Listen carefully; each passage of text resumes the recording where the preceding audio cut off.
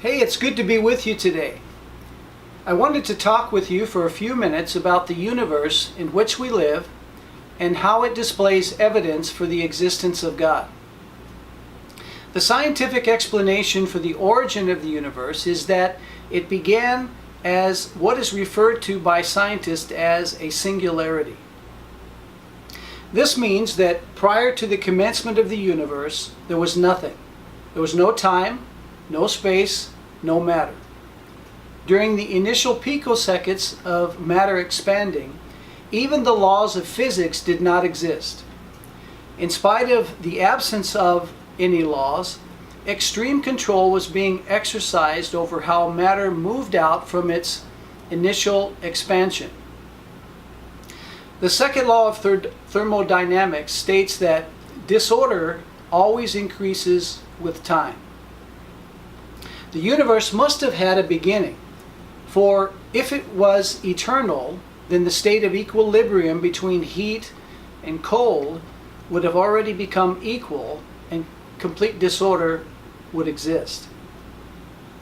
According to theoretical physicist Stephen Hawking, before the singularity of the universe, all the laws of physics break down and cease to exist. This requires that the universe, in its state immediately after it began, could not depend upon anything that happened before that moment. In essence, the laws of physics were non-existent prior to the universe, and they did not determine how it began, nor its initial process. When the universe began, it doubled in size in 1/1,000,000th of a second. This rate of expansion was nearly a trillion times faster than it's expanding today. This gives us an idea of how fast these processes were taking place. We know that in these microseconds, the universe was not unguided, as the processes necessary to create an extreme low state of entropy could not happen by chance. The balance between electromagnetism and gravity are set so precisely and took place so quickly that extreme control was necessary. By the time that one full second had transpired, the expansion rate of the universe had slowed to a trillionth of what it was at 1 microsecond of its beginning. Gravitation was acting as a braking system to slow the expansion due to the remarkable state of compression for all matter of the universe at that time. Hawking said that this process in the first seconds of the universe was not guided by the laws of physics, but by something else that determined these processes and how it began. This tells us that these critically important events that had no natural guiding process were being directed by something greater than the power that existed in time, space, and matter. Now think about this for a minute. This leaves us with only one explanation. The universe came into existence by an intelligence. And this intelligence had to be transcendent of time, space, and matter, infinite and unlimited. When we think about gravity and relativity, these are extremely important subjects in the beginning of the universe. When the universe began, the ratio between gravity and electromagnetism were balanced precisely.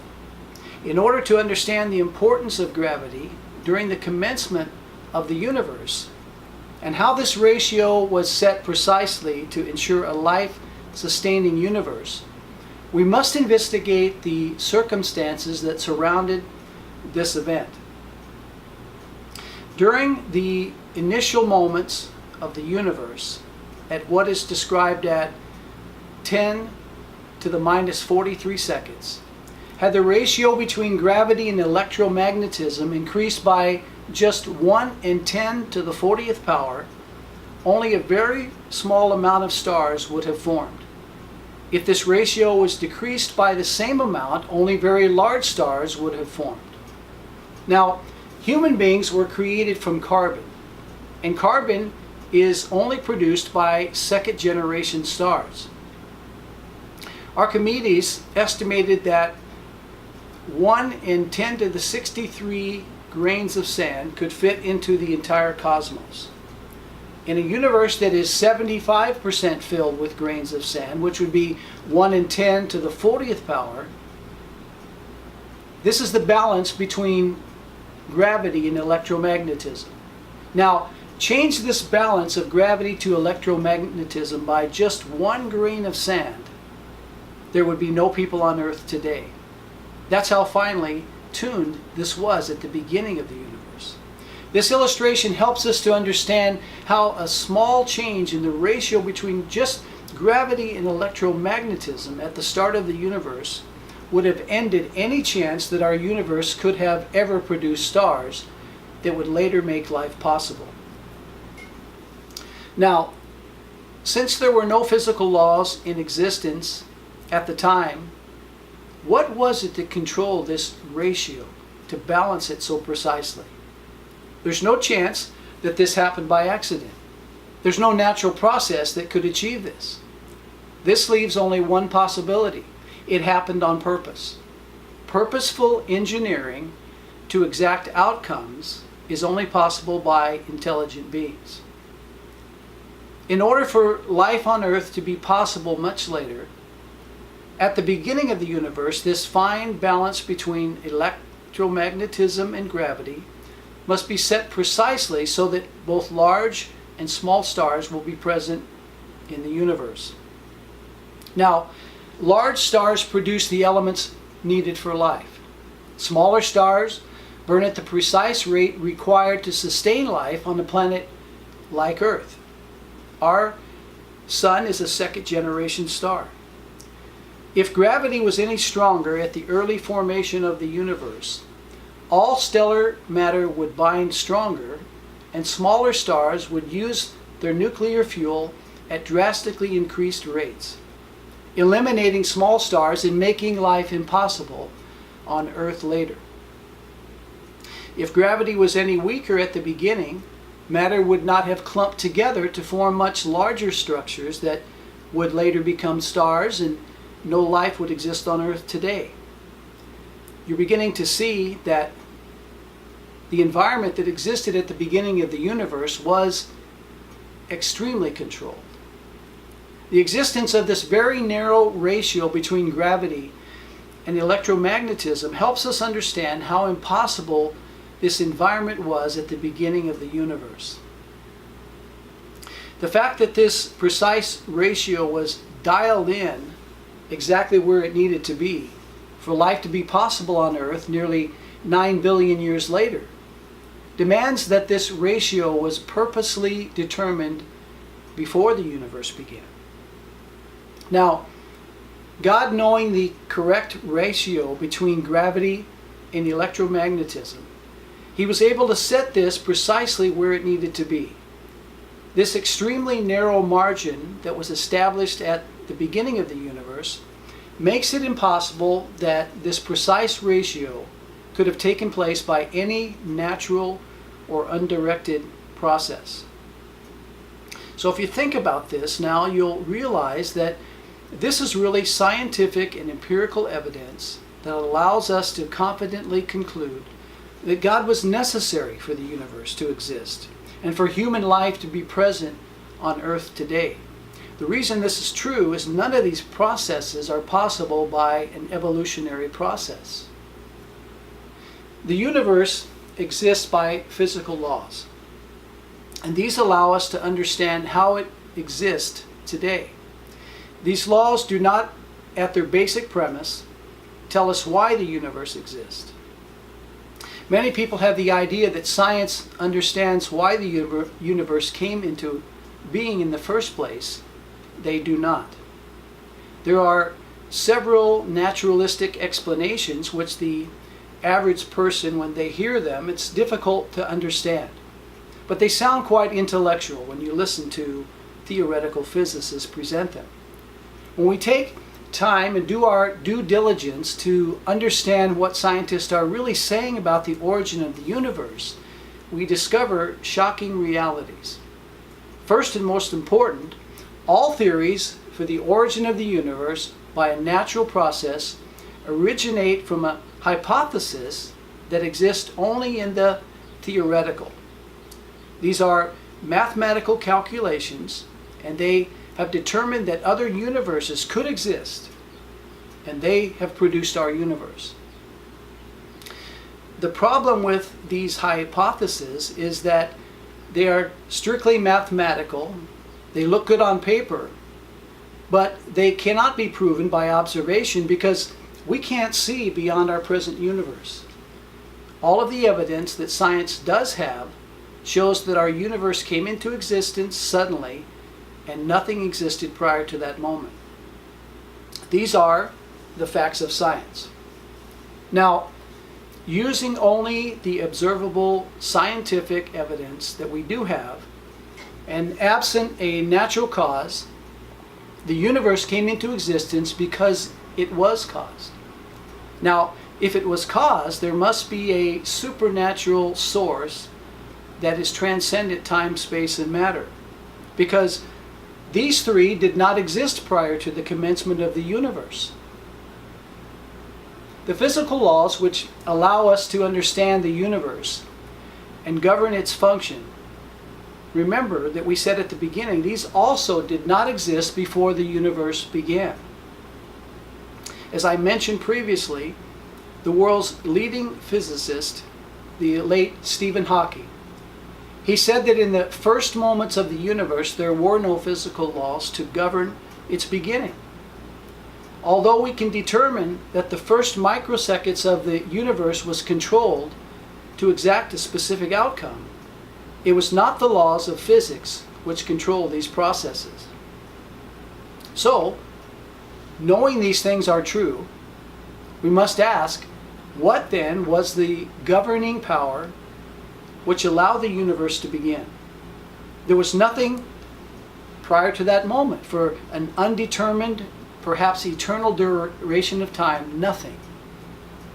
These actions of the universe at its inception and the laws which ensued afterwards, they stand as empirical evidence of intelligence that allows the universe to function and exist in an orderly fashion and continue to permit life to exist on Earth.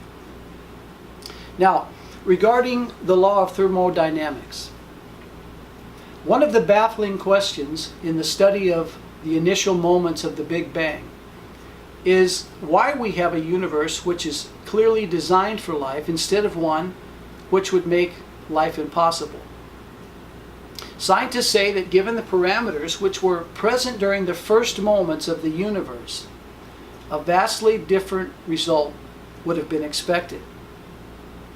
The fine-tuning of the universe, which existed from the very beginning of the Big Bang, was so essential for life that even the basic element of carbon, which all human beings are made from, would not exist had the universe began by any other process.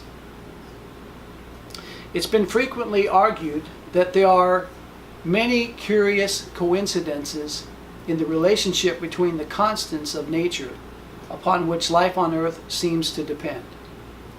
One of the most striking of such apparent coincidences was revealed in William Fowler's confirmation of Fred Hoyle's remarkable prediction of the existence of a particular energy level of carbon. Had it not existed, would have meant that the production of heavy elements in the stars would not have been able to proceed beyond carbon, leaving the planets devoid of nitrogen, oxygen, chlorine, sodium, sulfur, and numerous other elements. This is a quote from mathematical physicist Roger Penrose. So, as we look at the evidence so far, we see that these scientific facts indicate that all of the coincidences in the origin of the universe were actually designed. They were engineered and constructed in a precise manner necessary for life on Earth that would take place much later. In concluding his estimation of how the universe began, Dr. Penrose moves towards the miraculous, in his words, as the most reasonable explanation for the unique and precise early state of the Big Bang. Dr. Penrose continues, if we do not assume the second law, or that the universe originated in some extraordinary special initial state, or something else of this general nature, then we cannot use the improbability of the existence of life as a premise for the derivation of the second law that is operative at times earlier than the present. No matter how curious and non-intuitive it may seem, the production of life would, if we do not make a prior assumption of the second law, be far less probable to come about by natural means, be it by natural selection or by other seemingly natural processes, other than a miraculous creation simply out of random collisions of the constituent particles. Now, since a state of extremely low entropy at the beginning of the Big Bang was a primary component in the formation of the early universe, this stands as empirical evidence for design. This initial low entropy most certainly did not happen by chance, as the natural state of the initial universe should have exhibited a very high degree of disorder. The fact that the universe began by a great deal of organization, controlled to exact a specific result that would permit life billions of years later, these details demand an intelligent source. They couldn't happen in an orderly fashion by a natural process. We should remember that the specific type of universe which developed during the 100 trillionth of a second of the initial expansion of the universe were critically controlled by forces unknown to scientists today. From this point and continuing throughout the expansion of the universe, this control has been continually ordered in such a way that life would be possible on one specific galaxy, one solar system, and one planet, as far as we know so far. At the formation of Earth, this design continued in directing the absolute necessary constants of the solar system and the Earth, which would allow human life to dwell upon its surface and prosper. So, the question that scientists ask repeatedly is why this extremely low state of entropy at the beginning of the universe? Now, as you probably know, entropy is the rate of heat loss associated with a specific degree of randomness or disorder within a system. In the beginning of the universe, there was an unusually low level of disorder related to heat loss, intimating strict control being instituted, which permitted a specific outcome. The universe should not have come into being with a very low rate of entropy. Given the parameters that were present at the commencement of the universe, there was a great degree of certainty that it would have begun with a very high rate of degradation. Dr. Penrose determined that the presence of an extremely low state of entropy at the commencement of the Big Bang, that singularity, is indicative of engineering rather than random fortuity. The probability that this condition would have been present during the initial expansion of the universe is 1 in 10 to 10 to the 123rd power. In his book, Cycles of Time, An Extraordinary New View of the Universe, Dr. Penrose describes the existence of low entropy as an essential precursor to life from the very moments the universe began. Dr. Penrose says, the entire fabric of life on Earth requires the maintaining of a profound and subtle organization, which undoubtedly involves entropy being kept at a low level. Let us return to the basic question that we have been trying to address in this part. namely the issue of how our universe happened to come about with a Big Bang that was so extraordinarily special. Yet special, excuse me, in what appears to have been a very peculiar way, where with regard to gravity, its entropy was enormously low in comparison with what it might have been. But the entropy was close to maximum in every other respect. Now, Dr. Penrose illustrates here the high degree of impossibility in which the universe was likely to begin, with this extreme low state of entropy. He did this by calculating the results of the present universe in reverse, back to the moment the Big Bang began, which reveals that the actual level of entropy should have been very high. So this has become a scientific mystery. Dr. Penrose continues.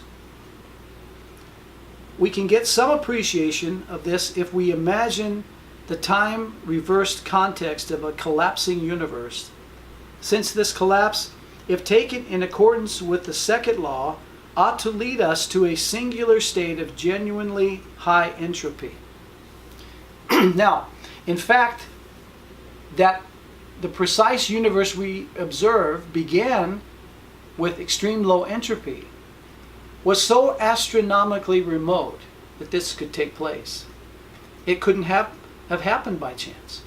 In the words of Dr. Penrose, the existence of this condition requires a completely new theoretical explanation to which today there has been no solid explanation given. He continues, the probability of finding ourselves in a universe of such a degree of specialness, if it had come about just by chance, has the utterly absurd tiny value of around 1 in 10 to 10 to the 124th power, irrespective of inflation. This is the kind of figure that needs some completely different kind of theoretical explanation. So, the way in which the early universe began, under such a low level of entropy, is one of the most puzzling and important questions of science and mathematics today. Described as aimed with incredible precision, this defines the origin of the universe as having a supernatural beginning rather than by natural phenomena. Dr. Penrose continues, that picture would have our collapsing pre-Big Bang phase somehow aimed with incredible precision at such a very special ultimate state of the same extraordinary degree of specialness that we appear to find in our actual Big Bang. Now, regarding electromagnetism and this balance that we find at the initial beginning of the Big Bang, at minus 430 seconds, which is called Planck time, an event described as the grand unification epoch took place.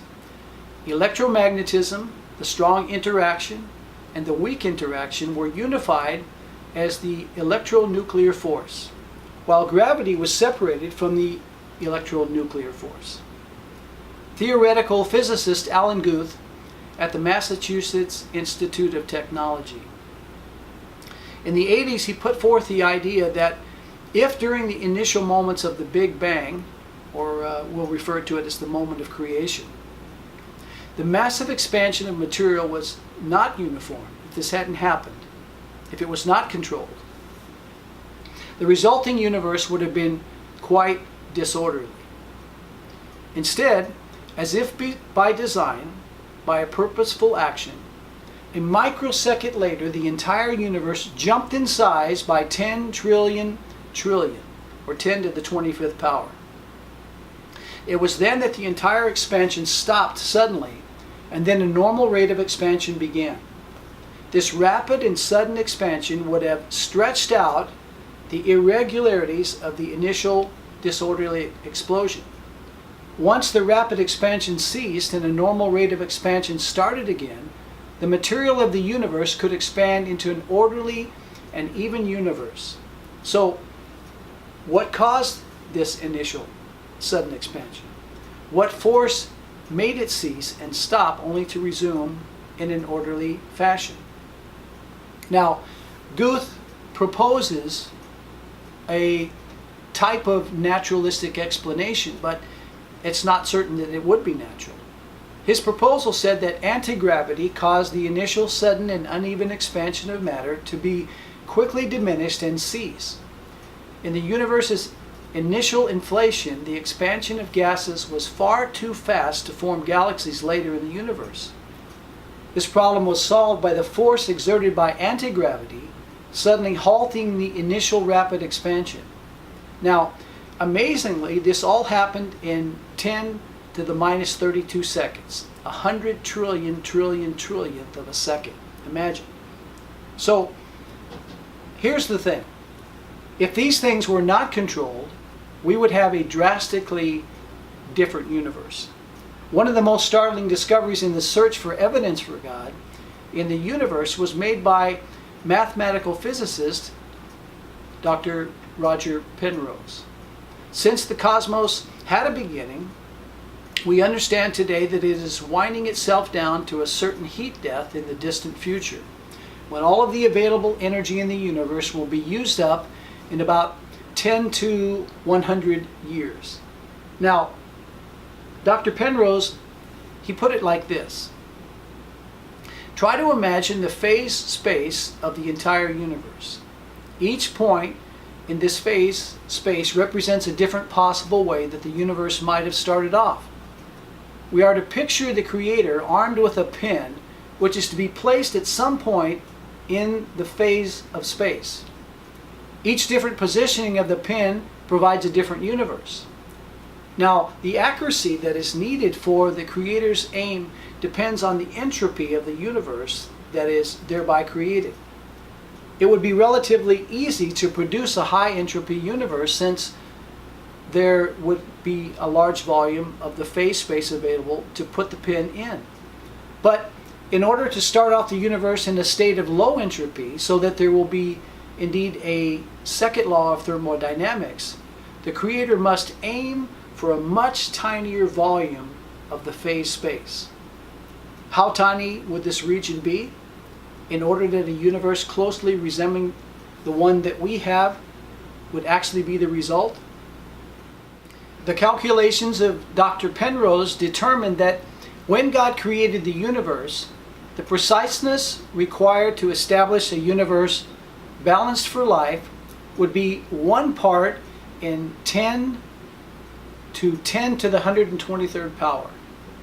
This is a 1 followed by 10 to the 123rd in zeros, a massive number. It's a number that is so large, it's greater than all of the estimated atomic particles of the entire universe. Dr. Penrose is saying that the likelihood that a vastly different universe would have occurred from the one that we have was an absolute certainty. So why then do we have a universe that has developed in such a way that it allows for life? Many people are under the impression that when they hear the term fine-tuned, that we're speaking of the Earth or our solar system, which was engineered in such a way to make life possible. Not at all. The fine-tuning began in the initial moments of the Big Bang, when creation started at minus 430th of a second in Planck time. During this time, electromagnetism, the strong interaction and the weak interaction were unified as the electronuclear force, while gravity separated from the electronuclear force. Imagine this happening in that instant. Now, if God had not engineered the precise manner in which the initial expansion of energy unfolded at the beginning of the universe, then no stars, galaxies, or planets would have formed. God was working in the moments of 1 trillionth of a second to bless our lives. Here we are, scientists say, nearly 14 billion years later into the future. So, since God has this capacity to move and work in a trillionth of seconds, it's certain that He is working in all of our lives right now. We can trust Him. The fine-tuning of the universe is a certainty, and it began in the first moment of the universe, and God has created this finely tuned universe perfect for our life. He was working in the tiniest parts at the beginning of the universe, and He's worked in every tiny part since that time, and He's working in the tiniest parts of your life today. So the rate of expansion for the early universe was just right. If the energy expansion in that first second was slightly larger, then the gravitational forces necessary to form stars and planets would have not taken place. If the expansion of energy was slightly smaller, the universe would have collapsed back onto itself.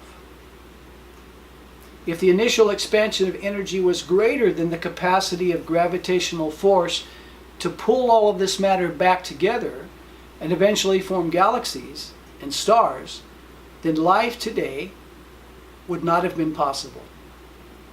Mathematical physicists have calculated that during the first second of the universe, the expansion of energy and the gravitational force differed by less than 1 part in a million billion, or 10 to the 15th power. Now, consider this. The amount of weak nuclear force was just right from the beginning. The ratio of protons and neutrons was perfect to allow helium to form that would be needed to form stars later. How did that take place so precisely? The amount of strong nuclear force was precisely right. This allowed helium to burn exactly slow enough that elements could form. Again, no natural process could do this so precisely. The ratio of gravity to electromagnetism are balanced precisely. Now, here's something that will blow your mind. If the ratio between gravity and electromagnetism was increased by only 1 in 10 to the 40th power, only small stars would have formed. If the ratio were decreased by the same amount, only very small stars would have formed. In order for life to be possible, there must be, as we said before, both large and small stars present in the universe. Large stars produce elements needed for life. Small stars, again, burning at the precise rate required to sustain life on planets like Earth. This is the reason that it's highly unlikely that we will ever find a planet just like Earth where all these constants, all these environments came together at once. Physicist and cosmologist Paul Davies calculated that the chance this balance could have happened by accident is 1 in 10 to the 40th power. Now, try to imagine shooting at a target from Earth at a coin located at the far side of the universe. What would be the odds that you could hit this coin from a distance of 45 billion light years? Well, he calculated that this is 1 in 10 to the 40th power. Despite the impossibility that this could have happened, unless this balance between electromagnetism and gravity had occurred when the universe began, then Earth would never have been able to support human life. You can see how impossible that was unless it was pre-planned and engineered to take place. We live in an impossible universe that never could have occurred without God. There's no natural process that could explain or ever cause these constants to exist by chance all at once. When we examine this balance of every single atom in the universe, the balance of the electron and the proton, one of the important examples of a fine-tuned universe that is understood by a critical requirement for life is the ratio between the electron and the proton of every atom that's present in the universe. The ratio of mass between an electron and a proton is 1 to 1,836, meaning that a proton is 1,836 times larger than an electron. Now, although there's a great degree of difference between the size of these two parts of the atom, both the electron and the proton maintain the exact same electrical charge. With this massive difference in size, how is it possible that both still have the same electric charge? It's as if someone knew the precise difference that was necessary before the first atom was ever created. Now, if the electrical charge of the electron is altered by just 1 part in 100 billion, the body of every human being on earth and everything in the universe would implode upon itself. There are no naturalistic explanations for how these precise events could be produced by random acts or by any evolutionary process. This is the truth. The scientific evidence which exists today and is observable proves that all of these precise processes were controlled. This requires intelligence and extreme power. Now, this first piece of evidence all by itself, if we just look at what we talked about today, we can scientifically prove the existence of God. No amount of refutation can ever change the scientific facts of the universe at its inception and its processes, which cannot be explained by a natural process. You can read about these things in my 2 books that I published in the last couple of years, A Universe from God and Why Jesus is God and Others Are Not. I've enjoyed spending time with you today, and I hope that these things are an encouragement to you. And if you have questions about God, does He really exist? Looking at these scientific facts can give you a real solid basis now to venture out, start taking a look at the Bible, and realize that God has written a love letter to you, and He wants you to know Him. He loves you so much. And so, for this purpose, I make these videos so that you might know the true facts about God and be able to make an informed and intelligent decision for Him. Hope you have a great week, and I'll look forward to talking to you soon in the next video.